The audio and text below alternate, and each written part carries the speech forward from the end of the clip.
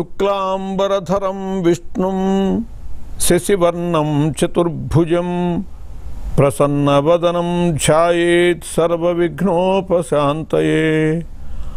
ఆపదామపహర్తారం దాతారం సర్వసంపదాం లోకాభిరామం శ్రీరామం భూయో భూయో నమామ్యహం.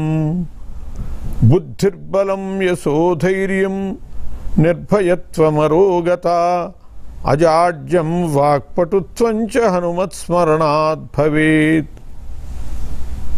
భారత్ టుడే ప్రేక్షకులకు సుప్రభాతం. మనం సుదినం శుభదం కార్యక్రమంలో ఉన్నాం. ఈరోజు ఆషాఢ శుద్ధ చతుర్దశి సోమవారం. ఈ చతుర్దశి తిథి సోమవారము పరమశివునికి ఇష్టమైనటువంటివి. కానీ ఈ ఆషాఢ శుద్ధ చతుర్దశి విశేషించి హరిపూజకు నిర్ణయింపబడ్డది. శ్రీ మహావిష్ణువుని పూజ చేసి ఉపవాసం ఉండి ఆ శ్రీ మహావిష్ణువుని పూజించి శుక్ల పౌర్ణిమ పూర్వాహ్నంలో మళ్ళీ హరికి పూజ చేసి అప్పుడు భోజనం చేసేటట్లయితే ఆ విష్ణుమూర్తి యొక్క అనుగ్రహానికి పాత్రలమవుతాం. సమస్త పాపాల నుంచి బయటపడి సమస్తములైనటువంటి కామ్యములను సిద్ధించుకున్నటువంటి వాళ్ళమవుతామని చెప్పి పురాణాల్లో చెప్పబడ్డది. అందువల్ల ఈరోజు హరిపూజ విశేషం. శాంతాకారం భుజగసేనం పద్మనాభం సురేశం విశ్వాకారం గగన సదృశం మేఘవర్ణం శుభాంగం లక్ష్మీకాంతం కమలనయనం యోగి హృద్యానగమ్యం వందే విష్ణుం భవభయహరం సర్వలోకైకనాథం అని చెప్పి ఆ విష్ణుమూర్తిని శాంతాకారుడు, భుజగశయనుడు, ఆదిశేషువు మీద శయనించి ఉండేటటువంటి వాడు, అటువంటి ఆ శ్రీ మహావిష్ణువుని ధ్యానించి ఆయనకి సంబంధించినటువంటి పూజ చేయాలి. ఈ రోజున సర్వేషు కాలేషు సమస్త దేశేషు అశేష కార్యేషు తథేశ్వరేశ్వర సర్వై స్వరూపై భగవాన్ అనాదిమాన్ మమాస్తు మాంగళ్య వివృద్ధయే హరిహి అని చెప్పి ఈ విధంగా ప్రార్థించి పూజ చేయమని చెప్పి కూడా తెలియజేయబడ్డది. సర్వేషు కాలేషు సమస్త వేళల్లో అంటే అన్ని కాలములందు అన్ని వేళలయందు సమస్త దేశేషు అన్ని ప్రాంతములందు సమస్త ప్రదేశములందు అశేష కార్యేషు ఏ పని తలపెట్టినా ఆ కార్యములన్నిటి యందు తథా ఈశ్వరేశ్వర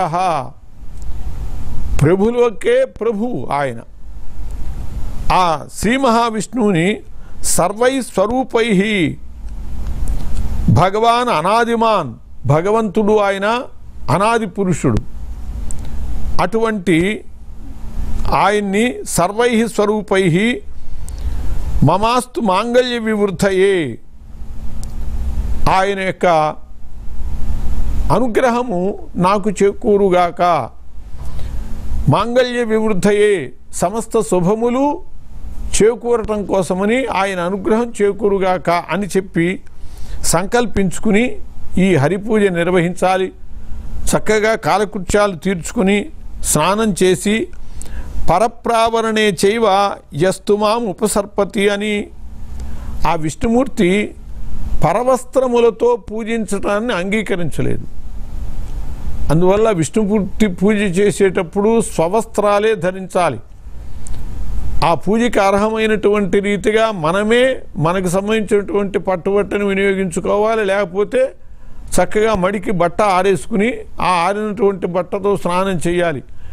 అంతేగాని ఆ వేళకి ఏదో ఒకటి నీ పట్టుబట్ట చూడరా అని చెప్పి ఎదుటివాడి పట్టుబట్ట తీసుకునో ఇంకోటి వస్త్రం తీసుకునో దానితో నిర్వహించటము విష్ణుమూర్తికి సమ్మతం కాదు అని చెప్పి ప్రత్యేకించి చెప్పబడ్డది. పరప్రావరణే చేయవా యస్తుమా ఉపసర్పతి అని చెప్పి ఆయనే చెప్పాడు. పరప్రావరణంతో ఇతరుల యొక్క వస్త్రంతో నాకు పూజ చేయకూడదు అని చెప్పాడు.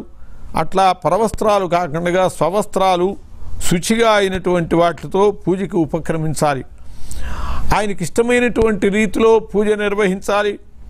పత్రాలలో గంధపత్రాలు ఇష్టంగా చెప్పబడింది విష్ణుమూర్తికి.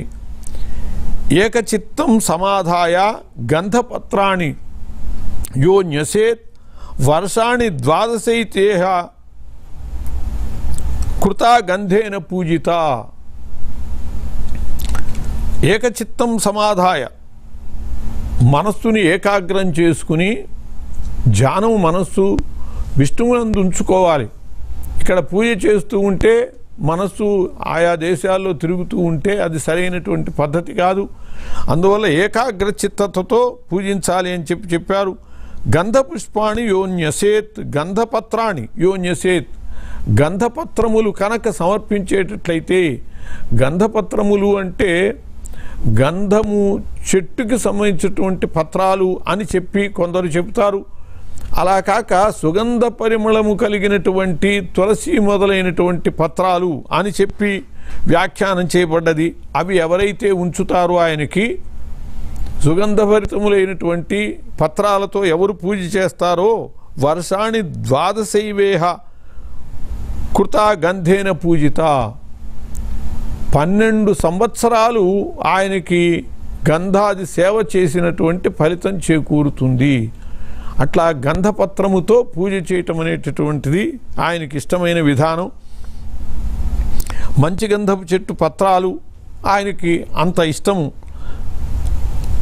అలా కాక గంధంతో ముంచినటువంటివి, గంధపత్రం అనేటటువంటిది, గంధపుష్పములు గంధపత్రములు అనేటటువంటివి మనం పూజ చేసేటప్పుడు గంధాన్ని తాకించి అలా భగవంతుని సమర్పించేటటువంటి విధానం ఉన్నది. ఆ విధానం ఆయనకి ఇష్టం అనేటటువంటిది కూడా దీనికి వ్యాఖ్యానం చేసినటువంటి మహనీయులు ఉన్నారు. మనం గంధపు చెట్ల దగ్గరికి వెళ్ళి ఆకులు తీసుకొచ్చి పూజ చేసేటటువంటి పరిస్థితి కాదు. కాబట్టి చక్కగా గంధముతో ఆ పత్రములు కానీ పుష్పములు కానీ స్పర్శ చేసి ఆ గంధాన్ని తాకించి ఆ భగవంతునికి సమర్పించేటట్లయితే ఆయన ఎక్కువ ఇష్టపడతాడు అని చెప్పబడ్డది. అట్లాగే గ్రీష్మే శైవార్చనం కురు నా జన్మ మరణం తస్య. గ్రీష్మ ఋతువులో పూజ ప్రత్యేకించి ఆ విష్ణుమూర్తి యొక్క పూజ వల్ల జనన మరణ క్లేశములుండవు అని చెప్పబడ్డది.